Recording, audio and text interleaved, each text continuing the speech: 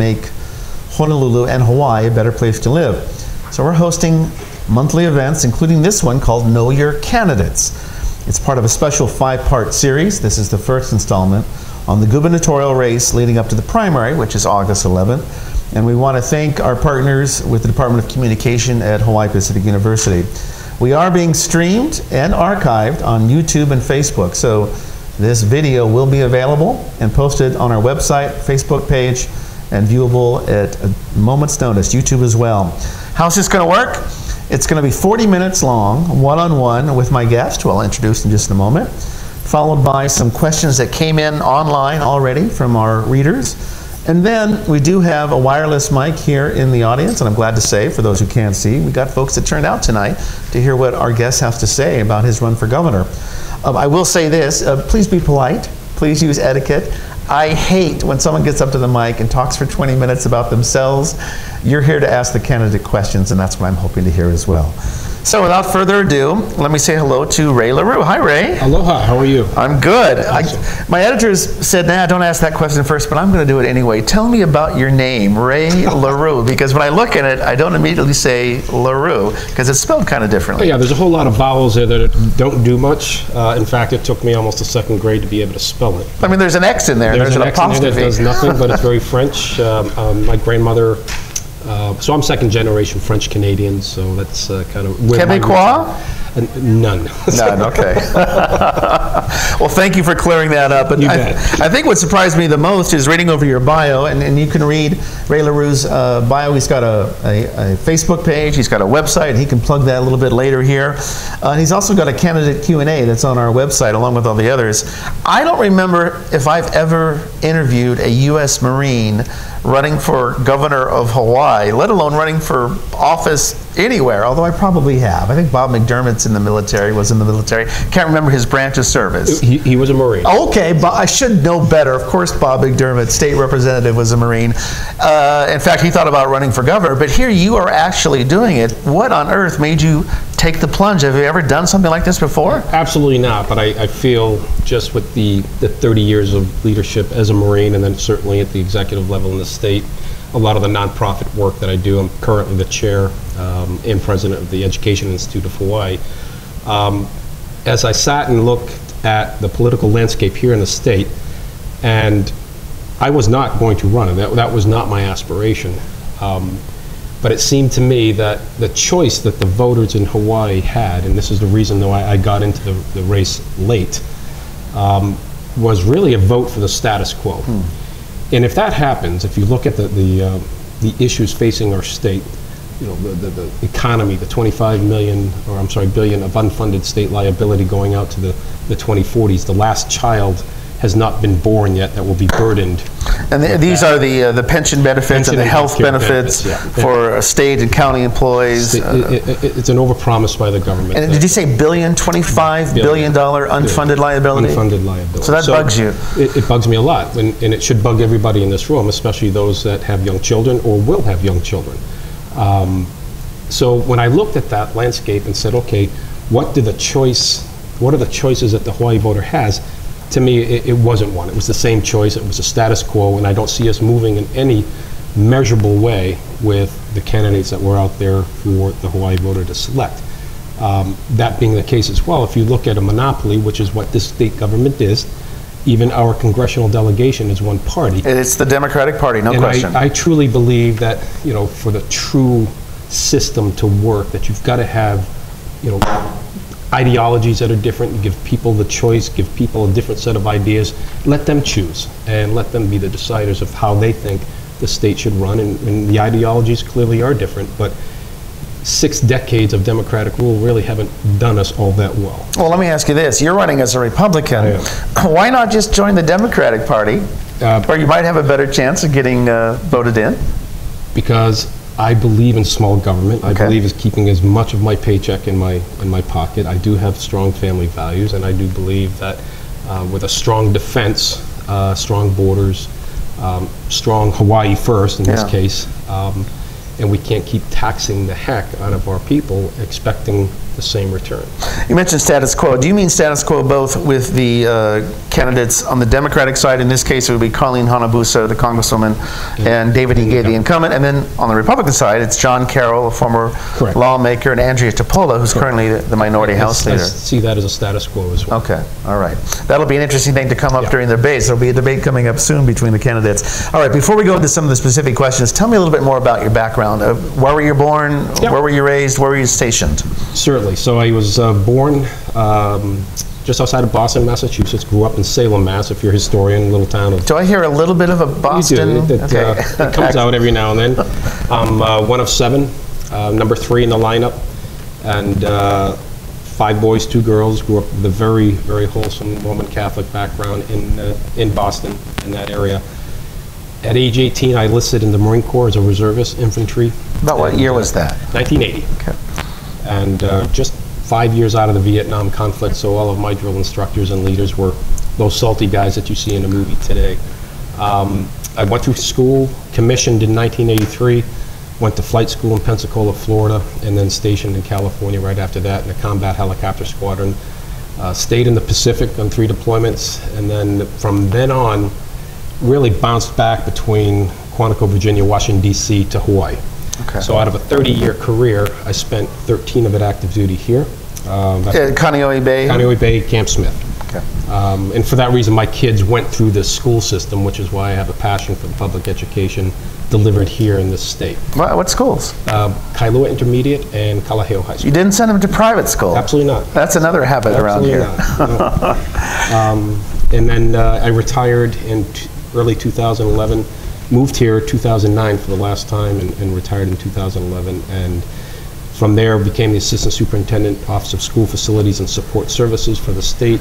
Numerous nonprofit boards here in the state as well. And it's still, in my estimation, how you give back. How do you give back to this community? And presently doing that. All right, one final question before I move on to the issues. Not only are you a Marine commander, but you are a pilot. My dad's a pilot. I grew up proud. He's still alive at 81. Wes, whoever it is making that possible.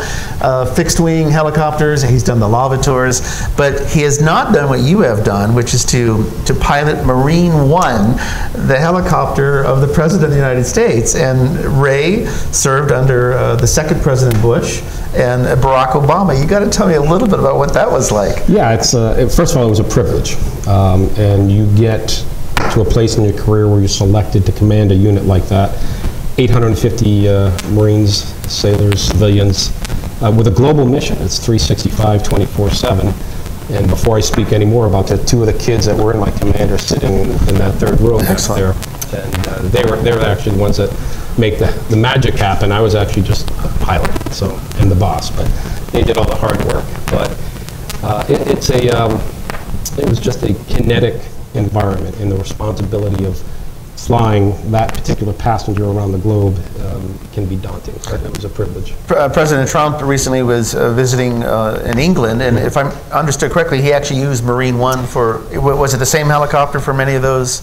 Once you take Air Force One and land, is it Marine One wherever he goes? Yeah, so usually what you see is an Air Force One, Marine One marriage, and that's anywhere on the planet where the White House military office, the White House staff believe that it's safer and more efficient to transport the president via helicopter. That's not always the case. There's always a mission aircraft in place somewhere, but if they're going to do an administrative lift of the president from point A to point B, that's already been preordained. And then we'll ship those over in the back of a C-17, spin them up, get them ready, and then it's seamless after that. You must have traveled a lot. We did. Well, let's talk about Hawaii. Sure. You and I spoke earlier today talking about the issues that you've outlined in your Kennedy Q&A, what's on your website. The thing that you indicated essentially covers almost everything else, because it's, as you used this word, umbrella. It's the umbrella that is over all the issues that are so dominant here in the state of Hawaii, and it's the economy. And I asked you, this is one question I gave Ray beforehand, can you give me a specific idea that if you get into the governor's office, this is what you think you could do to bring down the cost of living? And I don't mean just for the lower classes or the higher classes. I mean for the broad middle class, which is essentially being priced out of existence. We all know how expensive it is to live in Hawaii. Give me an idea or two that you might be able to do if you become governor. Absolutely. So, I mean, again, scene setter wise, I mean, and you're absolutely right. If you look at the economy and, you know, we'll run through the fiscal year and the Council of Revenues will say, okay, we got a 2 to 3% growth, and then somewhere in the mid-year, they'll back that off to almost flat.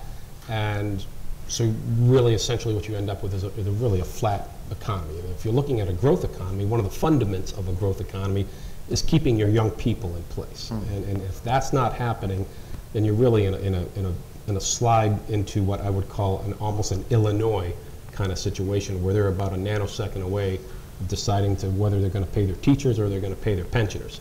And we're not too far behind that. And I want to understand correctly if I got this. Do you mean the brain drain? You mean our the brain drain? People growing up here then moving to the mainland because there's no opportunity? That's part of it. Just but, part. You know, when you put all of that collectively, I mean, it is detrimental to a growth economy. Okay.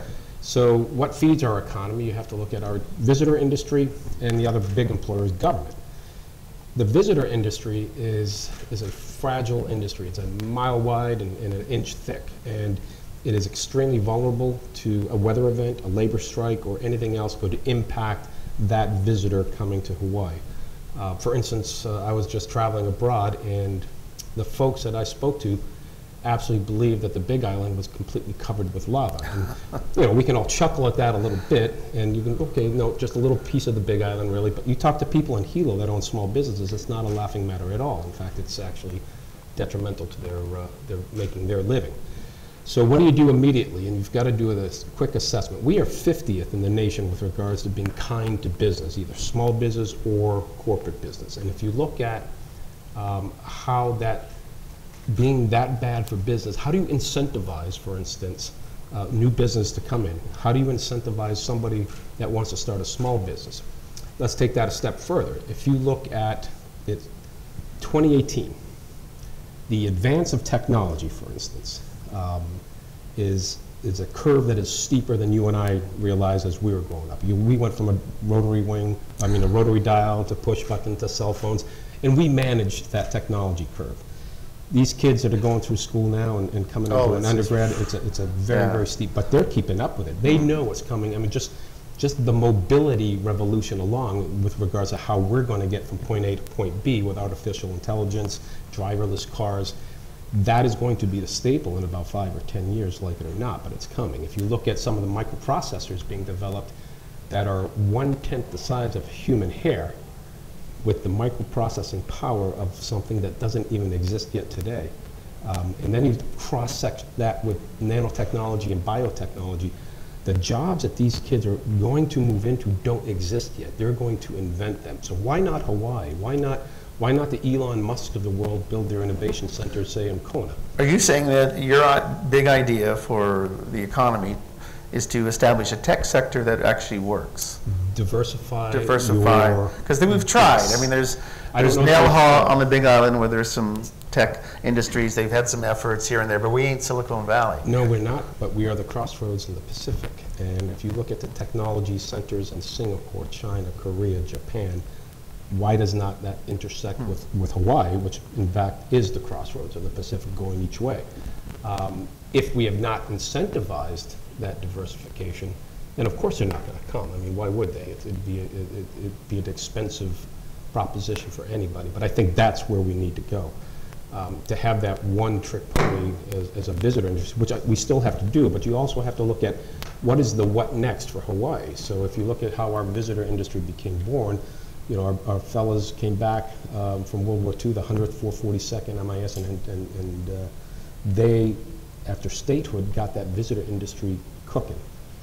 Well, we haven't had a what, that was the what next then. What is the what next now? These kids coming through a K through 12 system or an undergrad system, that brain drain really isn't so much they're taking their wisdom with them, they're trying to find meaningful employment that's going to help them meet the cost of living in Hawaii. So how are you going to do that? The legislature has tried. They've done things like had tax credits in order to stimulate certain economies. In particular, high-tech is mentioned a lot, and yet it doesn't quite seem to work. Well, I think the tax credits don't always work as well because they're, I think, directed in the wrong disciplines. For instance, let's just get to the housing shortage for a minute. If you look at the legislation that just passed in this session, we just put $200 million worth of appropriation back into the rental revolving fund and then another 500 million of tax credits to developers to develop affordable housing. Right. Well, and the reason is there's a projected shortage. Well, my point is a revolving fund is supposed to be self-replenishing. That's why it's called a revolving fund, but they haven't made any loans. They've just given grants. So really, it's a giveaway program that really the taxpayers are stuck with.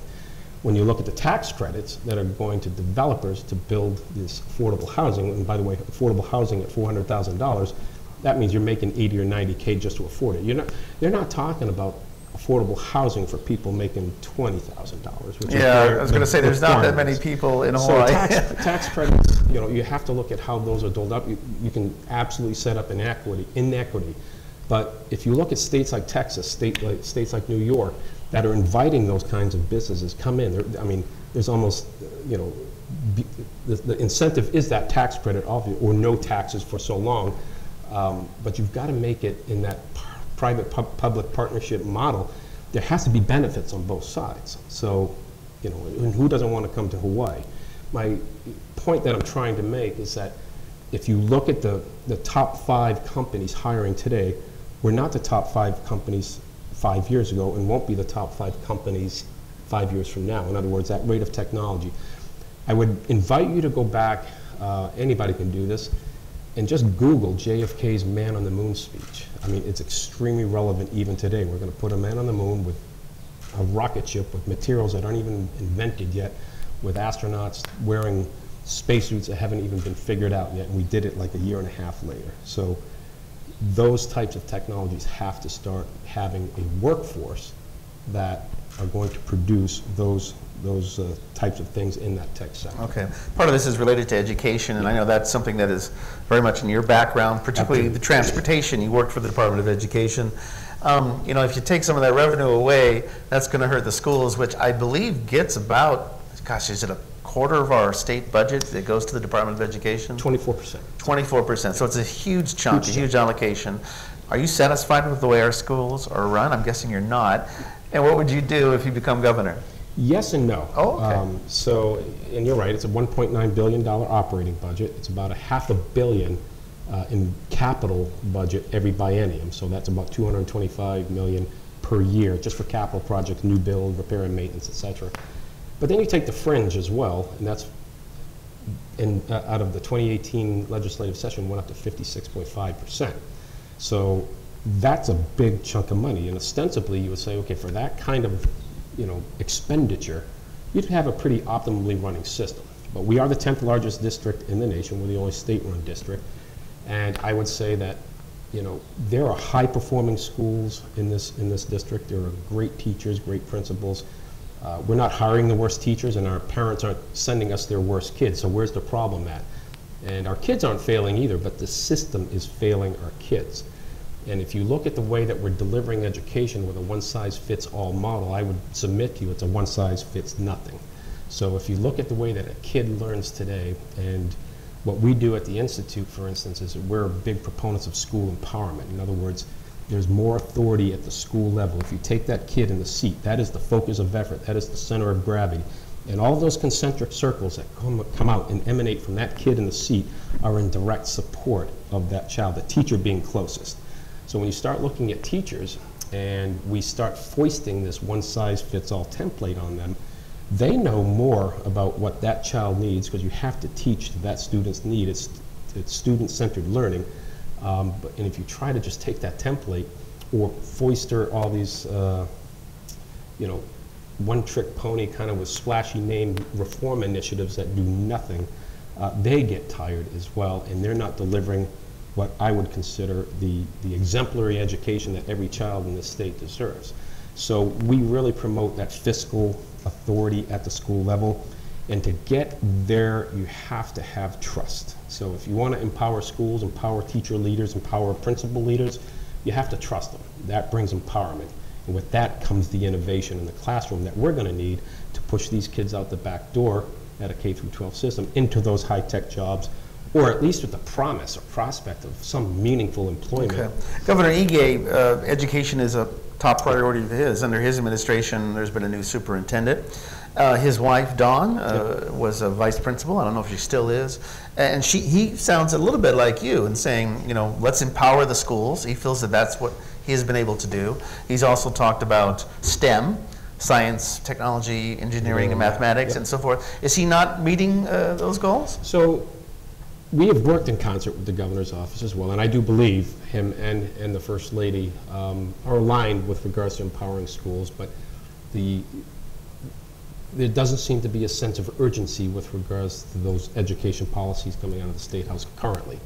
You would think for the first time in Hawaii's history since we changed our constitution in 2010, making the governor culpable and responsible for the delivery of education by constitutional amendment, by him or her placing in place their selected board. In other words, we the people do not elect our school board. Used to be an elected school board. It is now appointed by the governor. They are his instrument to execute the policies by which he is responsible for delivery, and then they select the superintendent.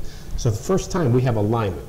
Governor selects, appoints the board hired a new superintendent. That alignment, we should be fast-tracking a lot of the initiatives that are going to, without putting school reform fatigue into our classrooms, but getting these initiatives off the table versus, you know, the same standardized testing that really, you know, it trains our kids for the past. I mean, when they're coming up, we are not preparing them for the model of the world that is out there when they leave the door. They're remembering things that they had to remember for a test, and then they forget about them. So their rote memorization skills will be great, but with regards to how they're going to enter the workforce, not so much. Okay, a million issues to talk about. We can't possibly get to them all. And as I have said before, you can check out LHeureus's candidate Q&A, which is up on our website. All the candidate Q&As for as many people that wanted to have applied and posted them. And give us either your Facebook and or your webpage. Plug that now. Facebook is LHeureux for Governor of Hawaii. You got to spell it though. RAY, LHEUREUX. You'll find it real easy. And then my website is trustbackingovernment.org. Oh, that's an interesting name for a website. Yes. What's that all about? Well, if you look at, and this is not just Hawaii, but certainly nationally, people are wary. People do not trust the government has their best interests in mind. And if you go back to some of the reasons why I said I wanted to run is because I do believe I can make a difference. I do believe that people have lost trust in their ability for their government to be their advocate, to be their steward, to be the steward of their tax dollar. We are the most taxed electorate in the nation. And what are we getting for it? We are not getting the bang for a buck that we should be getting for the amount of tax burden that we all carry. There was a survey done, I think, in Pacific Business News or Business Roundtable a few years back, and it's coming up in referendum again on the ballot, that would you support a property tax hike if it went directly to public education? There is, in fact, on the general ballot, a constitutional question, investment properties. So exactly. These are properties that are at least $2 million. I think the survey a few years back was really just on property tax. And the actual amendment question is being supported by the school teachers, correct. The teachers union. The teachers union is, they were proponents of or they lobbied hard. Is it a good idea to raise taxes? I don't think so, and I'll get into that in a minute, but the survey, to my point, is, you know, people were generally in favor of a property tax hike to go into public education, but it was almost a zero confidence vote whether or not the Department of Education of the state would actually use the money for education, or that the legislature wouldn't just hit the DOE with the general fund tax, or they'd hit it. In other words, it'd be a zero-sum game, and we, the taxpayer, just end up with more tax burden.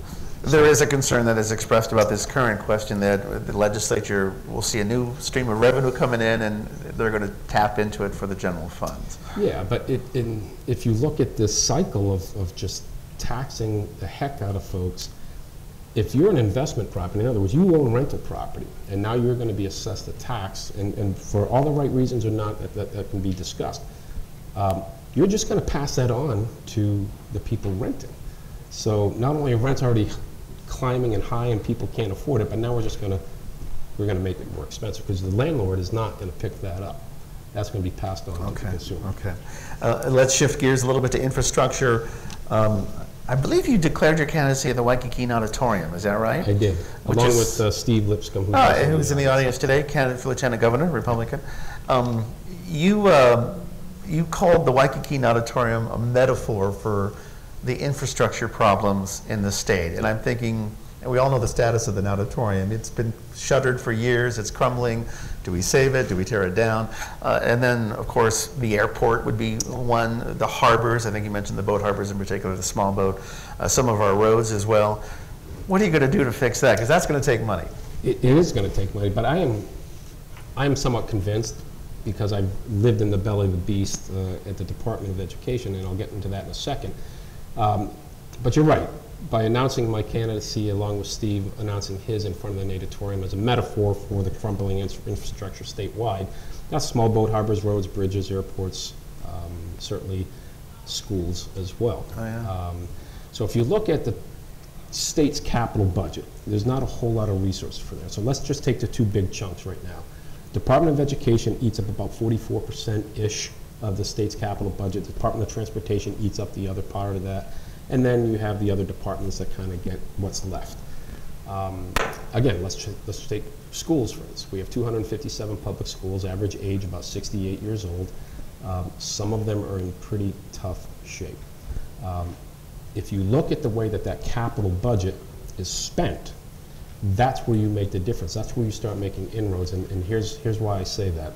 Let's say, for example, we trust the DOE. Let's say we actually have confidence that the guy that is putting the facilities or capital budget together to be approved by the school board, approved by the superintendent, got it right. These are the Department of Education's emergent needs: safety, security, capacity, equity, and programs. And it goes to the governor's office. The governor guts it, because he knows the sausage is going to be made in a legislative session, and that budget comes back out with about the same dollar amount, but all those projects are not the projects that we just said the DOE, those were their emergent needs.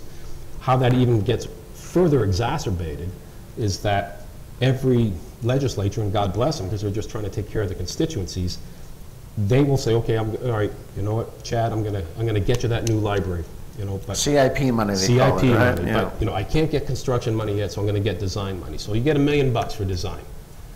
You won't get construction money for another 7 or 8 sessions, and by then you're designing an 8-track tape, because now you have to spend money all over again because the design is old, materials have changed, the cost of materials has changed, and we do that segmented through the entire capital budget. Such we've done very, very good at the 35% solution versus the 90% solution. Not everybody's going to get their new build project done when they want it to do, but let's just start cleaning them off the list instead of having all these partial projects out there. You can look at any principal, and there's a couple sitting in this audience, where they have waited years just for a classroom building, just to have a covered walkway in some of the rainy areas in our state. It takes a long time, and it's an inefficient use of a tax dollar. It's an inefficient use of our state procurement code, and there's ways to fast track that, absolutely. Okay, we're at the halfway point of the hour-long program. We may spill over a little bit, but I have a couple more questions. We're going to move to some of the questions that came in from readers, and also to check with the audience to see if you have some questions. Homelessness, the point-in-time count says the numbers seem to be coming down, although there is some debate as to whether that's accurate or not. We're looking at $30 million from the legislature for Ohana zones. Essentially, state-run homeless facilities, tent cities, but places where they can go for shelter and get services, take a shower, maybe get a meal. You've even proposed an idea about maybe taking some of those old portables that are aging at schools and maybe converting them into homeless shelters or camps, and then, of course, building new schools. Is this really going to work? That proposal? Oh yeah, your proposal or Ohana zones, because they're kind of similar in a way. I'll touch on my proposal first, okay. And really, I think I did caveat that it would have to have some sort of, study put to it. But if there's going to be resources spent, and you got to look at some of the schools that have portables that are 40, 50 years old, they can be moved pretty quick. If you look at some of the 4th generation modular classrooms that come in and you just really set them, they're actually pretty sexy. So why don't we look at that, explore before we just build? Because we're looking at, I believe that the plan calls for 6 of them throughout the state. So let's get back to your point about the point in time count.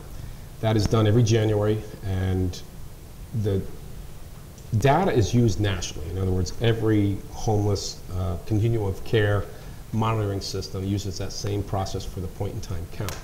And you can see that over 2 years, there's like been a 9% drop. That's not an accurate count because it doesn't count for all the people that they don't see. And every year it's a different count, it's a different people. People know how to hide. Even the folks that do the count, working with HUD, working with the 2 continuum of cares, know that it's not an accurate number.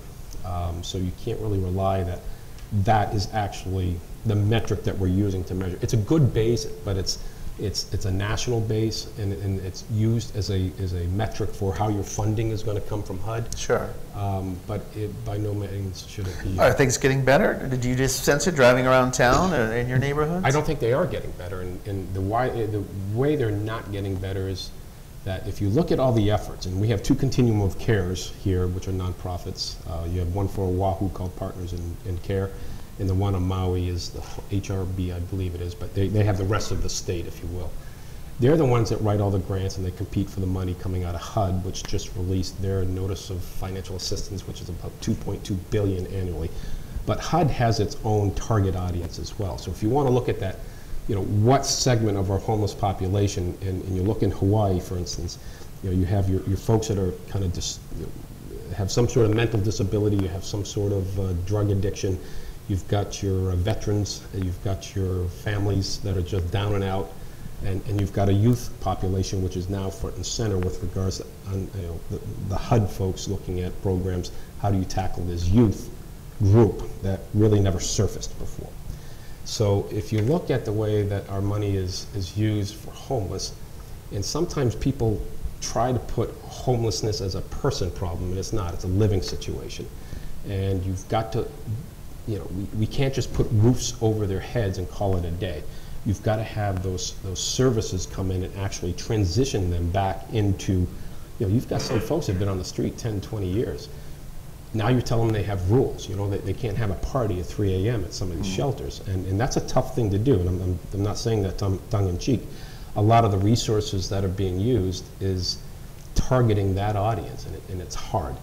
The functional zero audience where you can get to, and there's pockets in the mainland that have done it, is with veteran groups, because there's just so much money and so many resources, VA, Vet Aid, U.S. vets, that they're actually having some successes with that group. The new group is, again, the youth group. In Hawaii, it's estimated at about 3,000. In the last point in time count, they counted 168, because kids know how to hide. Kids don't want to be anywhere near authority. But I think it's an emerging segment of it. But the longer you live on the streets, it's hard to get you off. So that's why they're targeting this youth group really heavy, at least from the federal funding, HUD funding source. There is the housing coordinator that works for the governor, I think, is starting to try to put these interagency groups together so that, if you're a senior citizen, but you walk into a kind of a homeless shelter that is pointed towards the LGBTQ community, they will still intake you, they will process you and get to where you need to be. 2 years ago, they just turned you around and just said you need to go to that door, and that just exacerbated the problem as well. The biggest problem for caseworkers and folks that work in the service providing piece, and so you got providers and you got government, and their funding isn't stable. They have to beg for it every year, and the homeless situation changes every year. So if you're going into the government every year and trying to get new money, and the situation changes, well, we gave you this much last year, how come you didn't fix the problem? The problem's going to be with us for a long time, so you have to have stable funding. If there's a large amount of administrative work also that comes along with this funding, the homeless providers, or some of the folks in these nonprofits I spoke to, for every hour that they spend with a homeless person trying to get them off the street, they spend another 3 or 4 hours in some sort of administrative work, just making sure all the T's are crossed, because it's all funding, right? It's all grants, it's all, you got to make sure you've got it right, or you're not going to get it back. and that's a big deal. Let's talk politics. I don't know if you can tell, but Ray is wearing a shirt with elephants on the print. That would be the traditional symbol of the Republican Party. He actually got it in Thailand, where elephants are revered. But I have to ask you this. If you do become governor, it'd be the first time we've had a Republican governor since an illegal, and then before that, you have to go back to just after statehood. Democrats, as you indicated, control Hawaii. And yet nationally, if I'm not mistaken, a majority of governorships, a majority of state legislatures, two branches of our government at the federal level, and frankly the third branch, the Supreme Court, is controlled by the conservative Republican Party. How come that doesn't exist here in Hawaii? And well, you know, I think it does. Okay. And again, if you look back towards statehood, and how did that shift happen from, pre-statehood monarchy, Republicans, Democrats, right. And you can look at the Nisei as part of that and the 1954 well. revolution, and the labor unions, and so forth. So you can see the evolution. Right. But if you go to a man on the street right now in Hawaii, we're not all that different. You know, you're a little center left or center right. Everybody wants to keep as much as their paycheck in their pocket as possible. Everybody's got very, very strong family values, especially in Hawaii, in a very Asian culture as well. I mean, Ohana is absolutely the indigenous population, exactly. Native Hawaiians. So they're not too far off that mark. It's just that from a familial kind of, hereditary type voting, they've always voted Democrat. I think everybody's got a little bit of conservatism in themselves, and especially when you start looking at the state of our state, it does come down to, it's all about the money. If you're being taxed to death at some point, as we're seeing in the exodus of our young people, to include teachers, that counts. It would seem to me that would be appealing. That's a traditional Republican position, to have small government, to have lower taxes. We have the opposite here, although at the county level, our property taxes are fairly low historically. But when you look at the general excise tax, going to rail, the TATW level. So what are you going to do? Let's say that you do get in the governor's office. You're the head of your party. How are you going to attract more people to become Republicans? Because you'll need them, particularly in the legislature, to get work done. It's about leadership, but it's also about getting things done. And the question that I've been asked, okay, if you're blessed enough to gain the confidence of the vote of the people of Hawaii, how are you going to work with a legislature that is, for the most part, almost all Democrats? None in the Senate right now after Sam Sloan lost. And, having worked with this legislature, intimately, testifying in front of committees, sitting down with committee chairs, committee vice chairs in the off season, and then certainly in session, there are good people in our legislature. And I think when you start getting committee chairs together and present problems and finding a way to address it, versus I'm not going to vote for your bill unless you vote for my bill, which is kind of the way that our legislature runs right now. Yeah. That's not solving problems. That's not getting the mission accomplished. And I think, for those of us that have a military mind in the room, when you're presented with a mission, when you're presented with a set of issues, when you're presented with a task, you usually come up with 3 courses of action. You sit there, you kind of murder boredom, if you will. What's the most favorable course of action, and what is the worst? What's the throwaway course of action? Then you put the one that wins on the table, and then you start throwing rocks at it. What are the unintended consequences? We do a lot of that in this current government, where they'll pass legislation, but nobody has thought about the unintended consequences, which sometimes is detrimental to the actual intent of the law that they passed. You mentioned that being a military mindset can help you in a way. I think it was Truman, a Democrat, who said of Eisenhower, a Republican, he's going to hate it. He's going to go in there. He was the general. He commanded during D-Day, and he's going to think, I can order this to happen. But no, you can't unless you've got support. So are you saying surely by your pure leadership that you might be able to attract people to join your party? I believe that, absolutely. Okay. One final question related to parties, and I have more questions than I can possibly ask. But I do have to ask you about President Trump, how you think he's doing, how that's affecting your party. We're a small state. We depend heavily on the federal government, particularly the military presence here. And people must ask you about the president. They do, and people would like to think that it's an incendiary issue. And I would say maybe you're right.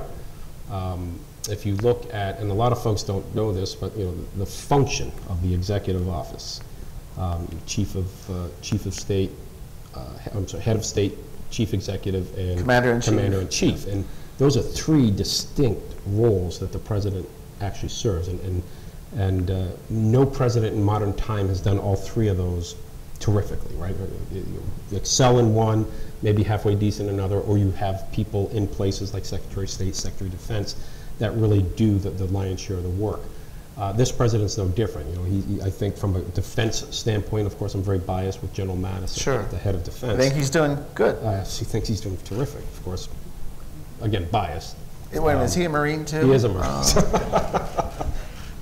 You know, and you can debate whether the diplomacy, the head of state piece of government that's currently happening. I deployed to the peninsula of Korea. I watched those folks, that peninsula still at war. You have an armistice only, you have a DMZ. You can fly up their main supply routes, which are 4 highways that run north-south on the peninsula, right up to the DMZ. Every 100 kilometers or so, those highways turn into runways.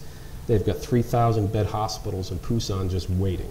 They know that they've got the amount of just conventional artillery weapons massed on the border in the north, 1 lanyard away from being pulled and Seoul disappears. That's how they've lived. And if you look at what we've just done in North Korea with the summit with Kim Jong-un? Today he announced that for the first time ever they're not going to have the anti-U.S. rally that they've always had. They've canceled it. To me, that is peacemaking. And if we can lower our footprint on the Korean Peninsula because there's no war on that peninsula, then that frees us up to put more stability in the air. I mean, if you look at the Pacific, again, we're the gateway to the Pacific. The United States Pacific Command is headquartered here with all its component services right here on island. We add stability to that region. 97% or thereabouts of our commerce, world's commerce, runs through one of those straits, the Malacca Straits, the Korean Straits, the Taiwan Straits. Unstabilize any one of those, and it's a very cataclysmic type event for somebody's economy. So it's some credit due the president absolutely for the summit. It's a long answer, but yes, I do support. I could easily follow up with more, but I do want to go quickly to some questions that we have from people that already wrote in, and then we'll turn it over to you folks who have been waiting patiently. Oh boy, I'm just going to get right to this one. Should we legalize marijuana to raise government revenue? So as a fiscal conservative, you never want to say no to raising new revenue. But that's a referendum that voters. Right. Yeah, so if you look at Colorado, if you look at Washington State, if you look at the other although the legislature could, and the governor could sign. But that is a voter referendum issue, and it has been in every other state. If you look at Washington State, for instance, that legalized it not too long ago, they're having issues. Some of the unintended consequences of that are starting to bear fruit. Like what? There's statistics with regards to truancy and something in their younger populations. There's actual, you know, I guess you would call it counterfeit market. I mean, it's just all the things you don't think about by legalizing marijuana is starting to happen in Washington because maybe they don't have the oversight. If you look at Colorado, they don't have those problems, right? They've had this now, what, 5 years, maybe going on 6 or 7, where they've had a legal marijuana. So I think you have to look at the data. It's a voter referendum. We're not there yet, so I would say not yet. Okay. It sounds like you're keeping somewhat of an open mind. The Jones Act, this has been a position that Absolutely. many Republicans in the state of Hawaii have opposed its existence. Of course, it's a maritime cabotage law that protects local shipbuilding and so forth. And many say it's out of date, and it's a big reason, maybe the major reason, why things are so expensive, because we have to import fuel, we have to import food. It's absolutely out of date, and if your 2 questions ago, if I had kept going, I mean, that would have been one of the things that you start doing. You have to repeal or relax a lot of those components of the Jones Act. You know, if you look at a lot of the shipping that's coming out of Asia, they just pass Hawaii by, right, because they are not going to take an empty ship from Hawaii to California. They're just not going to do it. That raises the price of everything that comes in, gas, groceries, anything that's on a shelf here in Hawaii. So yeah, it's a 100-year-old law that had it perhaps in the spirit of defense, had some World War merit. I, right? Yeah. But today, in 2018, it makes absolutely no sense. You have to get away and be wedded to the folks that want this in place, the 2 big companies that control all the shipping in Hawaii, and there's a union component to that as well. But while protecting their rights, we're basically taking the ability for the masses to be able to afford to live here and chunked it. And I don't think there's value in that at all. Okay, 30-meter telescope on Mauna Kea. It's in. I think we should fast track things as fast as possible. If we're going to introduce, again, that tech sector to Hawaii, then we certainly need to do that. Did we bungle the messaging with regards to the University of Hawaii and subleasing that land and not cleaning up kind of the trash that's already up there from some of the other telescopes that no longer function? Yeah, and I also think that we probably stepped on some of the messaging with regards to the cultural sensibilities of that as well. But with regards to, putting Hawaii on the map with regards to that type of capability, I think is absolutely necessary. Okay. The unions in Hawaii, too powerful? Absolutely powerful. And how are you going to work with them? You have to work. And again, I've sat with union leadership before. I owned most of the UPW guys that worked for the Department of Education with regards to the facility space. Right. Again, they're doing their jobs, and they're just trying to protect their bargaining unit. But when you start looking in Janus, the decision on Janus just last week. A big blow to particularly the public sector unions. If unions did not play the political game as hard as they do in this state, which is why we're kind of in that $25 billion unfunded liability because of the generous pension and healthcare promises and overpromises that we made. That is part of collective bargaining. But what if you are a union member, Chad, and you have different beliefs than your union leadership does, but you're taking your union dues and spending it on those beliefs that that is the whole premise of Janus, or that decision. So I think we have to work in sync, and if you've got a bad actor in your unit, doesn't show up to work, steals, causing friction within the workplace, in any other work environment in the nation or on the planet, you could fire that person on the spot. In a very protected labor union with bargaining agreements and such here, you can't do that. Yeah. And the morale in a workforce goes down. You can see it. Every 2 years, it seems like there's a pay raise for the unions. What's Governor Lheureux going to do about that?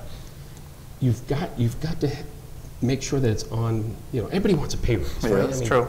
and if it's with market drivers, then yeah, everybody should have that 3%.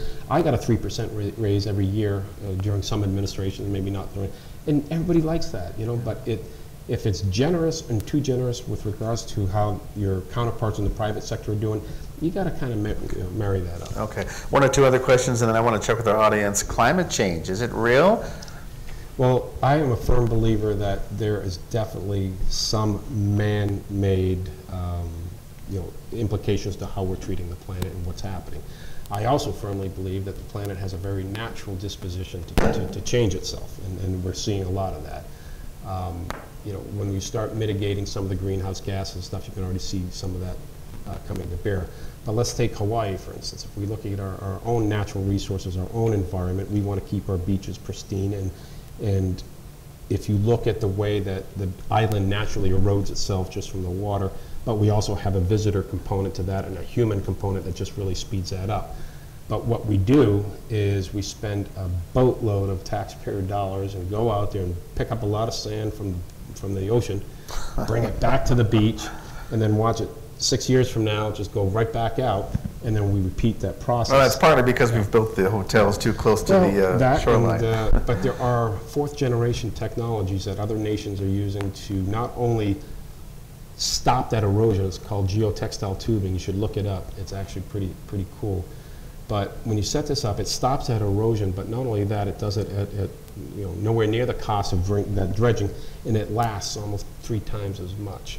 The beauty of it, though, is that from an environmental impact, is that it actually promotes new growth to reefs and coral, which I think is pretty cool. Okay, I got more questions, but I do want to ask folks in the audience. I think we have a friendly crowd here, Ray. I hope so. Some of your folks are in the audience. We're approaching the 1 hour mark, and what we have here is a cordless microphone.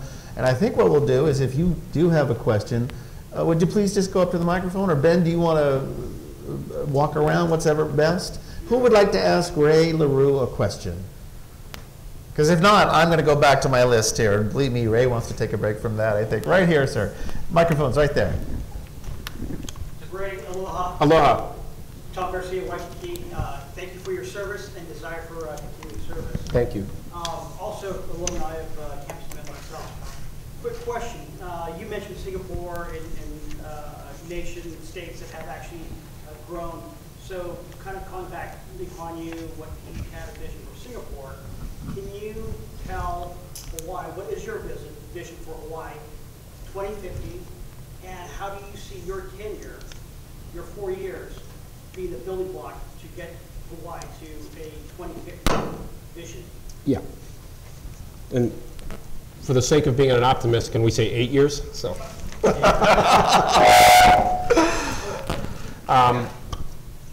So if you look at the state of the state right now, and what is my vision for Hawaii? My vision would first of all be a state where the prospect of our K through 12 kids coming out of a school system or an undergrad program have the opportunity to have meaningful employment in, again, that tech sector. Have a vibrant economy that is a growth economy that keeps our people here. Again, if you have this brain drain, as Chad mentioned, that economy doesn't happen, that growth doesn't happen. If you don't keep kids here, in other words, with another track into a different field, and these kids know this, they're smart, they're working with you know, the components of a tech education more so than you and I ever did. I mean, we had a learning wall with 30 seats lined up against it. We memorized stuff, we jotted it down on paper, and we were good to go. That's not how kids learn today, and they're going to be absolutely instrumental to bringing on those tech jobs that some of them not quite invented yet. So my vision is actually those kids actually being the future, those kids being stable members of this economy, if you will, and producers in that economy. My vision is also one where we don't have just that one industry, and it's extremely fragile. It's, again, I think a nanosecond away from having some sort of, you know, again, a labor dispute or a weather event can cripple that economy. We can't rely on that one-trick pony anymore. So again, that what's next for Hawaii, as far as I see it, is having that sister industry, and I don't think it's hard to do.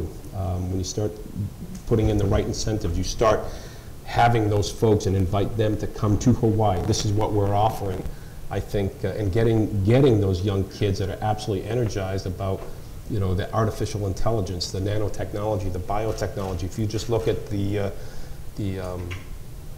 mobility revolution that I mentioned before, how we're getting from point A to point B is going to change. Now, we can talk about the rail later and how that fits into that, but think about this for a minute. I mean, there's 8 or 7 ride-hailing vehicles in Manhattan to every yellow cab. And what has that done to that industry? It's absolutely changed it. So it's kind of their borders event happening. So why not Hawaii capitalize on a lot of that artificial intelligence that's going to be dominating? If you can write an algorithm for a task, for instance, that job is gone. If you look at that Whole Foods that just opened up in Seattle, where you walk in with your basket and your phone and your app, and all the sensors that have been, you know, strategically placed know exactly what you've put in your bag, and you walk out the door, you've got your bill, and you're done. Not only has that taken a lot of jobs out of the supermarket market, but it's added jobs in the tech field, which some of them haven't even been invented yet. So my vision for Hawaii is being part of that tech industry growth, and why not? Okay, more questions. Raise your hand if you want to get to the microphone. Yes, sir, please. Test. They're right behind you, sir. Oh, my name is Chen Wei-Yin. I'm a sinologist, a florist. There are 193 countries in the United Nations, many of them small countries. There's one particular nation is a little larger than the island of Maui. Population, 1 million. The main income, landing fees from airlines. There are 2 250 airlines landing in Hawaii every day, and we don't see a penny of it.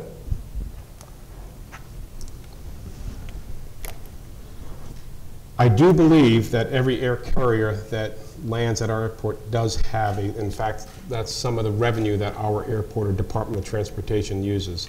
So the problem is where that revenue then goes into. Is it for airport improvements, or is it going to the general fund for the Department of Transportation? To a legislature about this, and she told me they paved the runways. Big deal. Sir, if I can get your name, I will get you the correct answer, but I know that they do collect landing fees, but I want to, so a lot of the foundations of what Steve and I are running on is a lot of the fiscal analysis that has to happen, and when I say fiscal analysis, fiscal transparency. In other words, the big question, not only for the Department of Transportation, but Department of Education, Department of Health, where's the money going? If you're the most taxed electorate in the nation, where's the bang for your buck? And you know, we are, in some of the work I do in the nonprofits that I deal with, we're doing that. We're trying to find the fiscal transparency question, where is that money going? And for the most part, a lot of these large departments, and it's not a criminality involved, they just don't know because those budgets are just so large. When you start talking 323 million for this, 420 million, that number means nothing, especially to a legislator that has never owned a business plan, never owned a budget, never written a business plan, but they're making fiscal decisions that we all have to pay for. Okay, we're approaching the hour mark, and we do have to conclude this portion of the program, but you're allowed to stick around and talk to Ray, talk to me. I do have to ask you this: what did we not get to talk about that you feel we should have talked about? And leave me enough time to have some closing remarks, too. We covered pretty much a lot. I'm good. Covered a lot of stuff, so. My voice is getting down. Yes, the fog. Anything that is at the top of your heart that you feel like we should have said something about?